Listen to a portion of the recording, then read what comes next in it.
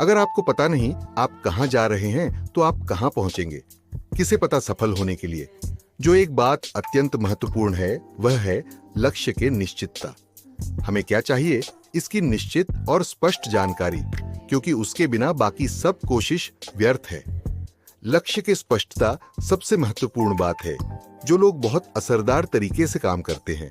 इसका प्रमुख कारण यही होता है कि उनका उद्देश्य उनके सामने पूरी तरह साफ होता है। जो लोग सफल होते हैं वह एक निश्चित उद्देश्य को सामने रखकर मेहनत करते हैं। आपको वास्तव में क्या चाहिए ये पता ही ना हो तो वह कैसे मिलेगा? निश्चित मंजिल सामने ना हो तो जाएंगे कहां? और फिर भी कोई जाए तो पहुंचेगा कहां? समुद्र यात्रा करने निकले हर जहाज के कप्तान को पता होता है कि उसे कहां जाना है, इसलिए सामने इच्छित ठिकाना कई बार दिखाई ना देने पर भी वह बढ़ता जाता है और अपने मुकाम पर पहुंच जाता है।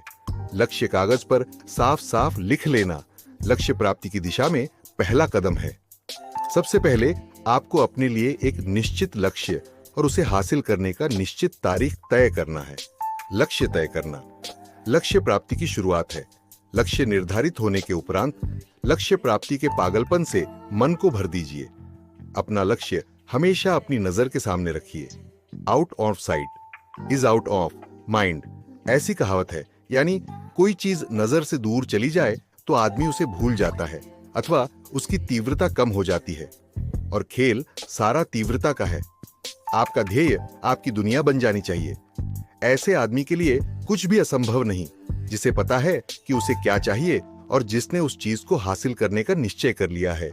किसी भी बड़ी सफलता का प्रारंभ बिंदु है आपको क्या चाहिए इसका निर्णय। जिस पल आप अपना ध्येय निश्चित कर उसे कागज पर लिखते हैं, उसी पल आप एक अलगपन महसूस करते हैं।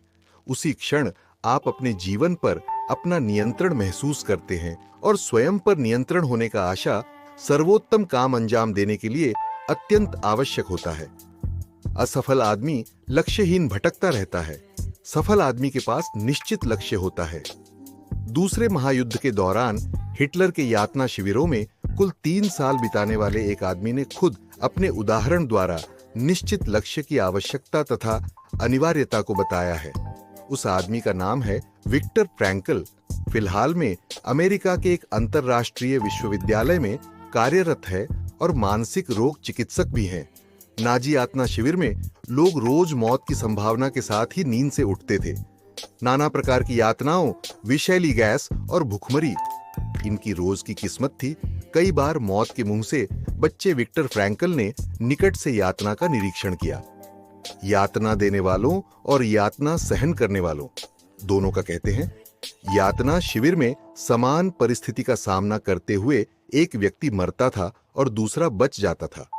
विक्टर फ्रैंकल को जो दिखाई दिया उसका सार यह था कि जिन लोगों के जीवन में कुछ निश्चित है था वे लोग भिन्न भिन्न यातनाओं को सहकर भी जीवित बाहर आते थे, पर जिनके पास जीने की कोई वजह ही नहीं थी, कोई उद्देश्य ही नहीं था, वे लोग सहजता से और तुरंत मर जाते थे।